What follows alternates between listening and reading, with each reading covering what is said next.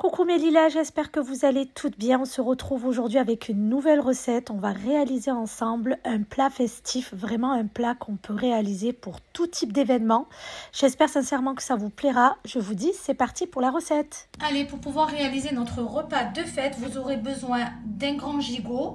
Ensuite, pour la marinade, j'aurai besoin de 2 cuillères à café de piment doux, 2 cuillères à café de gingembre, une bonne cuillère à soupe de tomates concentrées, 2 cuillères à café de curcuma, 2 cuillères à café de sel, 2 cuillères à café de thym et là j'ai 7 gousses d'ail. Voilà. Ensuite, vous aurez besoin aussi de coriandre et là j'ai 2 gros oignons que j'ai coupés en rondelles ou bien 3 moyens. Sans oublier de l'huile d'olive. Ça sera donc pour la marinade de notre viande. Alors là, j'ai pris un plat, donc un grand plat dans lequel je vais déposer ma viande. Et là, on va venir du coup mettre nos oignons. Voilà. Je vais venir ajouter toutes mes épices. Donc là, je vais prendre une grosse cuillère du moins. Je verse tout ça.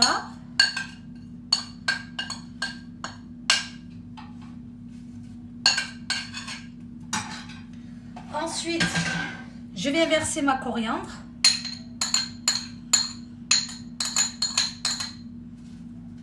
Voilà. Et là, je vais venir mettre l'huile d'olive.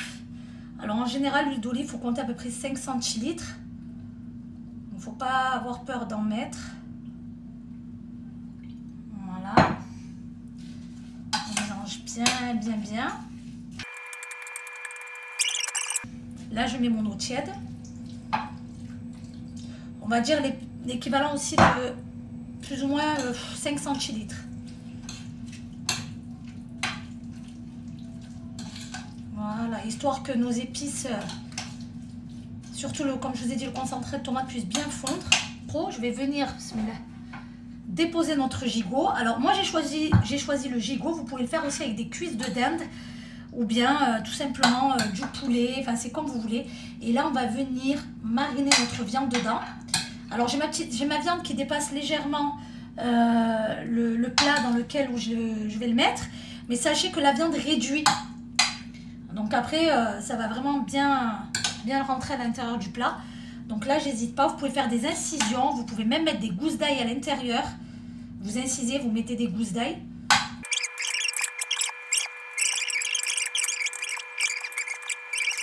Du coup là je vais prendre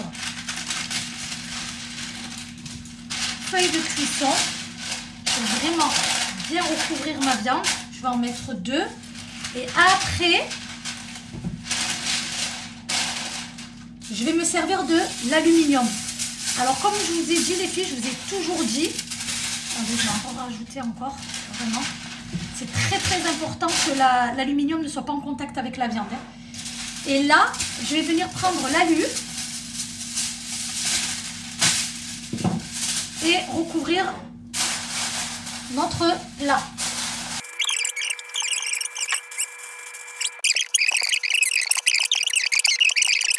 Alors pour accompagner notre viande, vous êtes libre de choisir les légumes que vous voulez. Moi j'ai pris des brocolis, j'ai choisi également de mettre des carottes, des haricots verts et des petites pommes de terre. Donc après vous êtes libre de choisir le légume que vous voulez. Vous pouvez mettre du chou-fleur, vous pouvez mettre des patates douces, vraiment vous pouvez mettre même des courgettes. Franchement ça c'est une question de goût.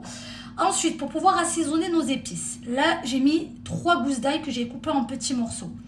J'ai mis 1 cuillère et demie à café de cumin, 1 cuillère et demie à café de curcuma, de piment doux, ou bien vous pouvez le remplacer par le paprika, de gingembre et j'ai mis 2 cuillères à café de sel.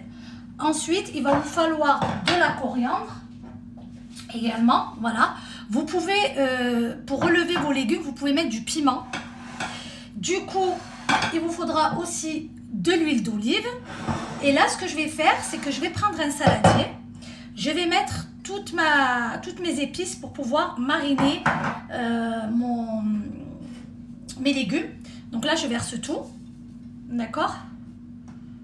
Voilà, je verse toutes mes épices à l'intérieur. Alors, vous avez pu le voir, moi j'assaisonne toujours mes légumes seuls à part. C'est meilleur, il y a plus de goût. Et là, je viens rajouter encore une fois de l'huile d'olive. Il faut vraiment bien en rajouter. N'ayez pas peur d'en mettre. Parce qu'on a quand même pas mal de légumes. Et là, pareil, je vais rajouter, comme tout à l'heure, un petit fond d'eau comme ça. Voilà. Je mélange. Alors là, mes lilas, je suis venue rajouter encore de l'eau. Et le fait d'avoir rajouté de l'eau, j'ai forcément rajouté encore un peu plus d'épices. Donc en fait, au lieu de mettre 1,5 cuillère, si vous avez pas mal de légumes, ce qu'il faut savoir, c'est que j'ai 800 g de chaque.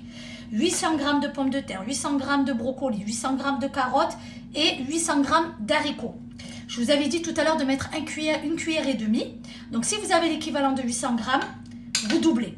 Là maintenant, je vais venir verser mes brocolis. Et je vais venir mélanger. Et vous faites pareil. Si vous voyez qu'il ne vous reste pas assez de marinade, vous rajoutez, tout simplement. Moi, c'est ce que je fais. Voilà, je les marine. C'est très important de les mariner à part. Parce que sinon, vos légumes seront fades.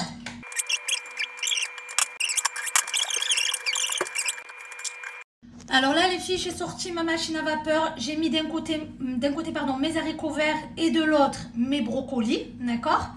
Ensuite, je vais mettre mon deuxième étage. Alors bien sûr, si vous n'avez pas de machine à vapeur, c'est pas grave, vous pouvez les faire cuire à l'eau, hein, je voulais dire. Mais sachez que franchement à vapeur c'est mieux. Donc là, je fais cuire, enfin je mets mes carottes. Hop. Voilà.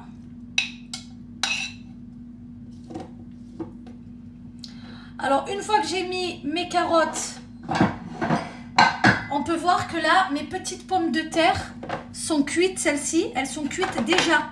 D'accord, ce sont des pommes de terre déjà cuites à la vapeur. Vous pouvez mettre des pommes de terre normales, hein, je veux dire qui ne sont pas déjà cuites à l'avance. Mais celles-ci, je vais les faire revenir vraiment un petit peu, histoire que ma marinade puisse bien s'imprégner dans les petites pommes de terre.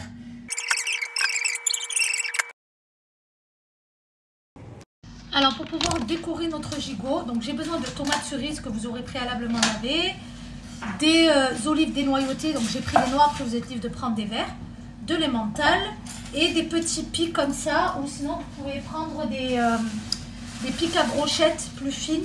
Donc moi c'est ce que j'avais, j'en ai d'autres mais bon j'ai pris ce que j'avais devant moi. Et là je viens faire des petits cubes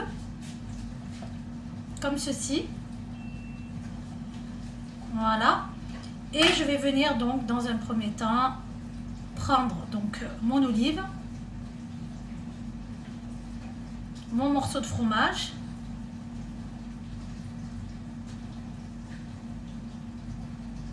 voilà, et ma tomate, tout simplement.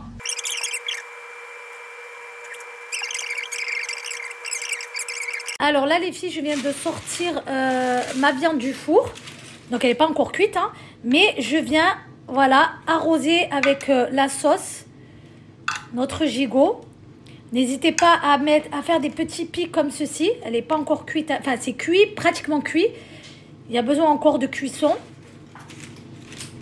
Donc voilà, j'appuie, vraiment je mets un peu de partout des coups de couteau.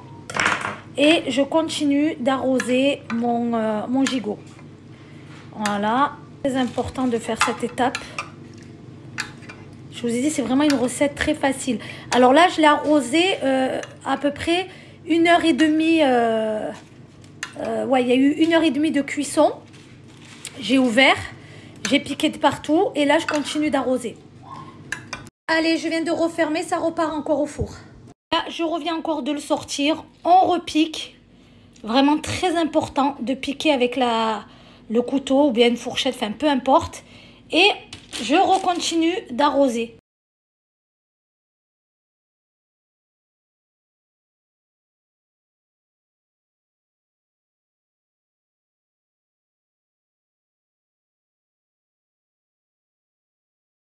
Regardez les filles, la viande est tellement tendre que je peux retirer, voilà, ben regardez, facilement l'os. Ça y est. Là, du coup, ma viande va rentrer dans mon plat et je vais venir la déposer. Alors faites attention de ne pas vous brûler. Je vais venir donc prendre ma viande et je vais la déposer au milieu. Voilà. Voilà. Voilà. Donc là, vraiment, vous allez avoir un plat plus que royal. Du coup, là, je vais prendre les œufs que je vais venir déposer tout au bord.